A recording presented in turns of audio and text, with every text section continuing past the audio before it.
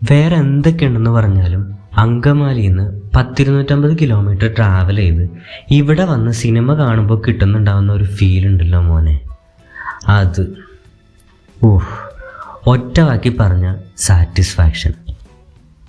അമ്മയും വേസ്റ്റ് ചെയ്യാതെ നമുക്ക് വീഡിയോയിലേക്ക് കിടക്കാം. ഏരീസ് ഫ്ലെക്സ് SL സിനിമാസ് തലസ്ഥാന നഗരിയിലെ ലക്ഷണമൊത്ത തിയേറ്റർ കോംപ്ലക്സുകളിലൊന്ന്.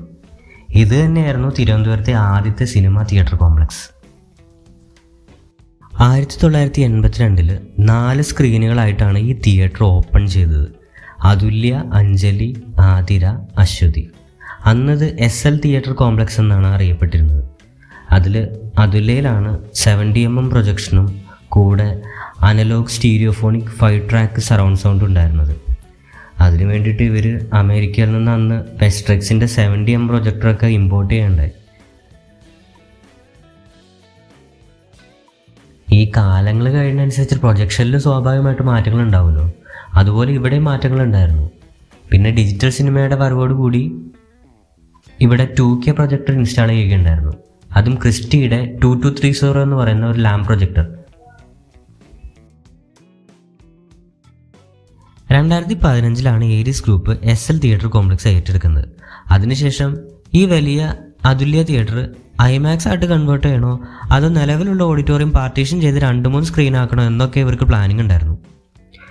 പക്ഷെ ഒരു 35 വർഷം പഴക്കമുള്ള ഒരു തിയേറ്റർ കോംപ്ലക്സ് ആയതുകൊണ്ട് തന്നെ ബിൽഡിങ്ങിൻ്റെ സ്ട്രക്ചറൽ സ്റ്റെബിലിറ്റിയും മറ്റു കാര്യങ്ങളും നോക്കിയിട്ട് അതിന് ഇമ്പോർട്ടൻസ് കൊടുത്ത് ഇവർ അതൊരു ജയൻറ്റ് ഓഡിറ്റോറിയം ആയിട്ട് തന്നെ മേക്ക് ഓവർ ചെയ്ത് ഏറ്റെടുക്കാൻ തീരുമാനിച്ചു.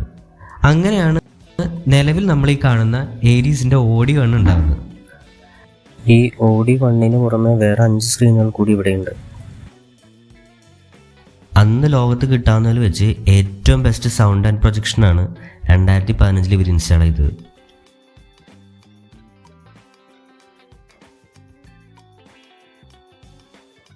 ഇവിടുത്തെ OD1 സ്ക്രീനാണ് കേരളത്തിലെ ഏറ്റവും വലിയ സിനിമാസ്കോപ്പ് സ്ക്രീൻ. ഒരു വലിയ സ്ക്രീനിൽ ലൈറ്റ് ഡെഫിഷ്യൻസി ഉള്ളതുകൊണ്ട് അന്ന് ബാർക്കോൻ്റെ 32B എന്ന സിനോൺ ലാംപ് പ്രൊജക്ടറാണ് ഇവരിവിടെ ഇൻസ്റ്റാൾ ചെയ്തിട്ടുണ്ടായിരുന്നത്. ഒന്നല്ല 2 പ്രൊജക്ടർ, ഡ്യുവൽ പ്രൊജക്ഷൻ സിസ്റ്റമാണ് ഇവർ 3Dക്ക് വേണ്ടിയിട്ട് അന്ന് ഇവർ സെറ്റപ്പ് ചെയ്തത്. ഈ 32B എന്ന പ്രൊജക്ടർ 32,000 ലൂമിനൻസ് ആണ് പ്രൊഡ്യൂസ് ചെയ്തിട്ടുണ്ടായിരുന്നത്. അതുപോലത്തെ 2 പ്രൊജക്ടറാണ് ഇവർ OD1 3Dക്ക് വേണ്ടി സെറ്റപ്പ് ചെയ്തത്. 2Dക്ക് സിംഗിൾ പ്രൊജക്ടർ ആയിരിക്കും വർക്ക് ചെയ്യുന്നത്. ഇനി സൗണ്ടിൻ്റെ കാര്യം പറയുകയാണെങ്കിൽ സറൗണ്ട് സ്പീക്കേഴ്സൊക്കെ 500 വാട്ട്സിൻ്റെ നോർമൽ സ്പീക്കേഴ്സ് അവൈലബിൾ ആയിരുന്ന സമയത്ത് ഇവർ 1200-1500 വാട്ട്സിൻ്റെ QSCയുടെ 3-way പവർഡ് സ്പീക്കേഴ്സാണ് ഇമ്പോർട്ട് ചെയ്തിട്ട് ഇൻസ്റ്റാൾ ചെയ്തിട്ടുണ്ടായിരുന്നത്. സ്ക്രീനറി സ്പീക്കേഴ്സ് ആണെങ്കിൽ ക്ലിപ്ഷ് എന്ന ബ്രാൻഡിൻ്റെ 5-way 4-way quad amp speaker സിസ്റ്റമാണ് അന്ന് അമേരിക്കയിൽ നിന്ന് ഇമ്പോർട്ട് ചെയ്ത് ഇൻസ്റ്റാൾ ചെയ്തിട്ടുണ്ടായിരുന്നത്. ഒരു നോർമൽ തിയേറ്ററിൻ്റെ സ്റ്റേജ് സൗണ്ട് കോൺഫിഗറേഷൻ നോക്കുകയാണെങ്കിൽ ഒരു സെൻറ്റർ സൗണ്ട് സ്പീക്കർ, ഒരു ലെഫ്റ്റ് സൗണ്ട് സ്പീക്കർ, പിന്നെ ഒരു റൈറ്റ് സൗണ്ട് സ്പീക്കർ, ഇങ്ങനെ ഒരു 3 array സിസ്റ്റം ആയിരിക്കും ഉണ്ടാകുന്നത്. പക്ഷേ ഏരീസ് OD1 കാര്യം നോക്കുകയാണെങ്കിൽ ആ അത്രയും വലിയ സ്ക്രീൻ ആയതുകൊണ്ടും അത്രയും വലിയ ഓഡിറ്റോറിയം ആയതുകൊണ്ട് തന്നെ ഇവർക്ക് ഈ സ്റ്റേജ് സൗണ്ട് സ്പീക്കേഴ്സിൻ്റെ ചാനൽസ് പിന്നെ സെപ്പറേറ്റ് ചെയ്യേണ്ടതായിട്ട് വന്നു. അതുകൊണ്ടാണ് ഇവർ 5 array കോൺഫിഗറേഷൻ സെറ്റപ്പ് ചെയ്തത്.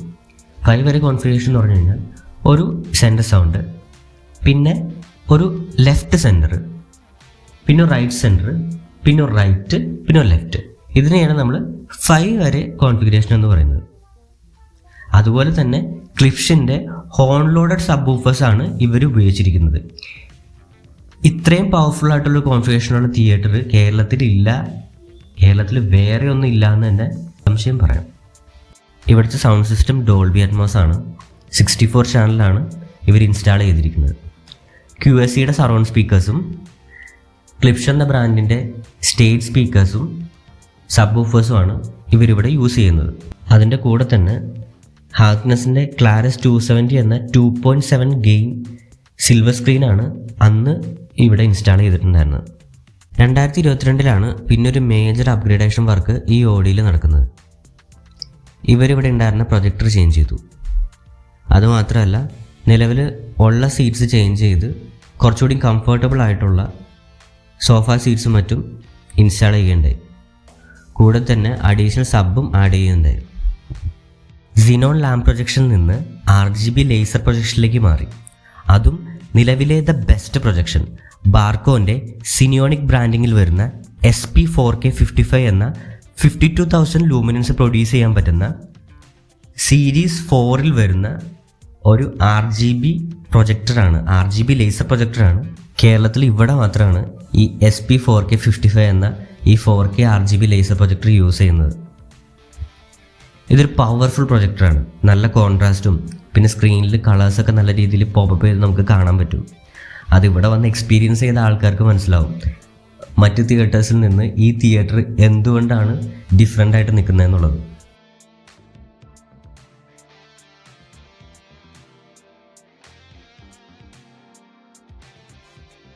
പിന്നെ ഇവർ സ്ക്രീനിലും മാറ്റം വരുത്തിയിട്ടുണ്ട്.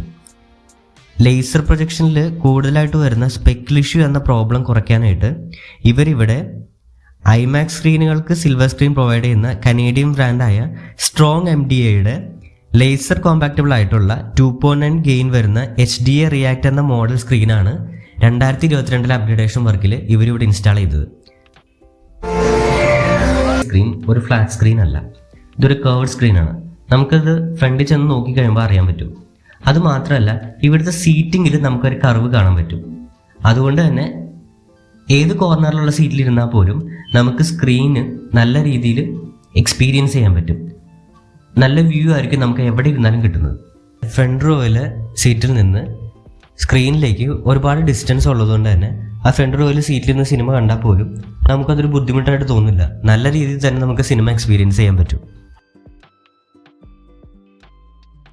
ഇൻറ്റീരിയേഴ്സ് നോക്കുകയാണെങ്കിൽ ഒരു ബ്ലാക്ക് ആൻഡ് ഗ്രേ കളർ കോമ്പിനേഷനാണ് നമുക്ക് കാണാൻ പറ്റുന്നത്. സാധാരണ എനിക്ക് ഡാർക്കായിട്ടുള്ള ഇൻറ്റീരിയേഴ്സ് വരുന്നതാണ് കൂടുതൽ ഇഷ്ടം. ലൈറ്റ് ഇൻറ്റീരിയേഴ്സ് ആണെങ്കിൽ ഈ ലൈറ്റ് റിഫ്ലക്ഷൻസ് വരുമ്പോൾ അത് കുറച്ച് അരോചകമായിട്ട് ഫീൽ ചെയ്യാറുണ്ട്. പക്ഷെ ഇവിടെ ആ പ്രശ്നം എനിക്ക് അങ്ങനെ തോന്നിയിട്ടില്ല.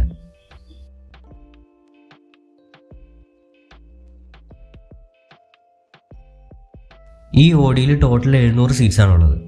അതിനെ 3 കാറ്റഗറി ആയിട്ട് തിരിച്ചിട്ടുണ്ട്. ഏറ്റവും മുന്നിൽ എക്സിക്യൂട്ടീവ് കാറ്റഗറി 160 രൂപയാണ് ടിക്കറ്റ് റേറ്റ് വരുന്നത്.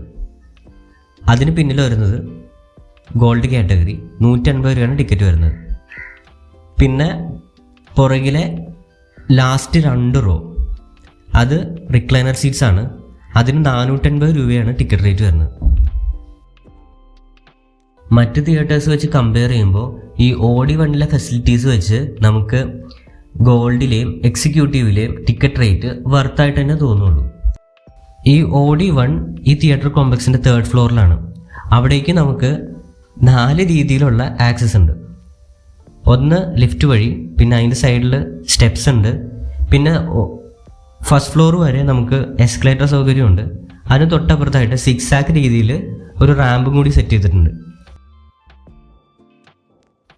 ഒരു കാര്യത്തിൽ ഞാൻ ഉറപ്പ് തരാം നിങ്ങൾക്ക്, ഒരു തവണ ഇവിടെ വന്ന് നിങ്ങൾ സിനിമ കണ്ടാൽ പിന്നെ വേറെ തിയേറ്ററിൽ പോയിട്ട് നിങ്ങൾ സിനിമ കാണുമ്പോൾ ഇവിടെ കണ്ട എക്സ്പീരിയൻസ് നിങ്ങൾക്ക് അവിടെ പിന്നെ കിട്ടണമെന്നില്ല. അതുകൊണ്ട് ഒരു തവണ ഇവിടെ സിനിമ വന്ന് കണ്ടു കഴിഞ്ഞാൽ പിന്നെ നിങ്ങൾക്ക് ഇവിടെ വന്ന് സിനിമ കാണാൻ തോന്നും. അതുകൊണ്ടാണ് ഞാൻ നല്ല സിനിമകൾ വരുമ്പോൾ അത്രയും ഡിസ്റ്റൻസ് ട്രാവൽ ചെയ്ത് ഇവിടെ വന്ന് പടം കാണുന്നത്.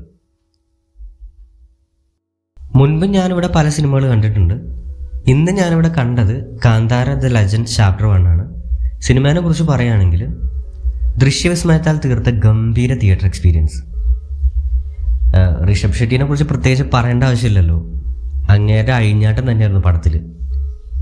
ഓരോ ഫ്രെയിമും വളരെ ബ്യൂട്ടിഫുൾ ആയിട്ടാണ് എടുത്തു വെച്ചിരിക്കുന്നത്. എഡിറ്റിംഗ് ആയിക്കോട്ടെ, VFX ആയിക്കോട്ടെ. VFXൻ്റെ കാര്യം പറയുകയാണെങ്കിൽ ഒരൊറ്റ സീനിൽ മാത്രം എനിക്ക് അത്ര ഒരു പോർഷനിൽ മാത്രം ഉള്ള അവർ ചെയ്തിരിക്കുന്ന ഒരു CG VFX ഉണ്ട്. അത് എനിക്ക് അത്ര ഇഷ്ടപ്പെട്ടില്ല. ബാക്കി എല്ലാം അടിപൊളിയായിരുന്നു. മ്യൂസിക്, BGM, ഡയറക്ഷൻ എല്ലാം വേറെ ലെവല്. നമുക്കൊരു കറക്റ്റ് പറയുകയാണെങ്കിൽ ഒരു ഇന്ത്യൻ അപ്പോക്കാലിപ്റ്റോ മൂവി എങ്ങനെയാണ് കാണാൻ പറ്റുന്നത് ആ രീതിയിലാണ് തുടക്കം തുടങ്ങിയപ്പോൾ എനിക്ക് ഫീൽ ചെയ്തത്. ഒരു ചില സീൻസിലൊക്കെ നന്നായിട്ട് ഗൂസ് ബംസ് എന്ന രീതിയിലുള്ള സീൻസ് ഉണ്ടായിരുന്നു. അങ്ങനെ ടോട്ടൽ ഫുള്ളി സാറ്റിസ്ഫൈഡ് ആയിട്ടായിരുന്നു ഞാൻ പുറത്തേക്ക് ഇറങ്ങിയത്. അങ്ങനെ കാന്താര ദ ലെജൻഡ് ചാപ്റ്റർ 1 കണ്ടു കഴിഞ്ഞു. നല്ലൊരു എക്സ്പീരിയൻസ് ആയിരുന്നു. നല്ലൊരു സിനിമാറ്റിക് എക്സ്പീരിയൻസ് ആയിരുന്നു എനിക്ക് ഇവിടുന്ന് കിട്ടിയത്. എസ്പെഷ്യലി സറൗണ്ട് സൗണ്ടൊക്കെ അടിപൊളിയായിരുന്നു. അപ്പോൾ പറ്റുവാണെങ്കിൽ നിങ്ങൾ ഇവിടെ വന്ന് സിനിമ കാണാൻ നോക്കുക, നല്ലൊരു എക്സ്പീരിയൻസ് ആയിരിക്കും. അങ്ങനെ ഇതൊക്കെയാണ് ഏരീസ് ഫ്ലെക്സ് OD1 വിശേഷങ്ങൾ. ഇനി അടുത്തൊരു തിയേറ്ററിൻ്റെ വീഡിയോയുമായിട്ട് അടുത്ത വീഡിയോ നമുക്ക് കാണാം. അതുവരെ this is Shri signing off.